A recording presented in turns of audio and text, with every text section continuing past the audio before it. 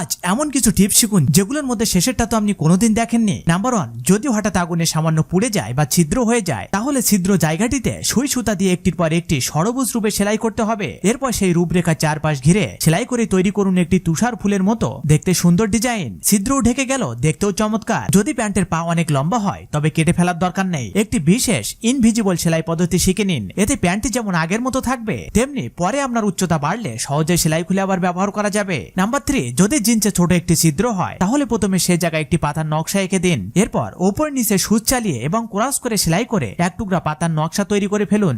দাগ ঢাকাও হলো, নকশাও হলো। নাম্বার 4, প্যান্টের কোমর যদি বড় হয় তাহলে পেছনের দিকে দুটো উল্টো ত্রিভুজ আঁকুন। এরপর একটি বিশেষ সেলাই পদ্ধতিতে একবার বাঁ দিকে একবার ডান দিকে এগিয়ে যান এবং পুরো রেখা ধরে সেলাই করুন। দুই পাশে একই ভাবে করলে কোমরের সাইজ ছোট হয়ে যাবে, দেখতেও একদম নতুনের মতো লাগবে। যদি আপনার লেগিংস বা ইনার প্যান্ট নিচের দিকে ফেটে যায় তাহলে প্রথমে নিচের অংশ থেকে সুই ঢুকিয়ে সুতা টেনে আনুন। এরপর দুই পাশে অল্টারনেটিভ ভাবে সুই চালিয়ে সেলাই করুন। এতে দ্রুত ও মজবুত ভাবে ছেঁড়া জায়গা ঠিক হয়ে যাবে। সবশেষে অনুরোধ, আপনি বাংলাদেশ বা ইন্ডিয়ার কোন গ্রাম থেকে দেখছেন সেটি কমেন্ট করে জানান এবং লাইক, সাবস্ক্রাইব ও ফলো করতে ভুলবেন না।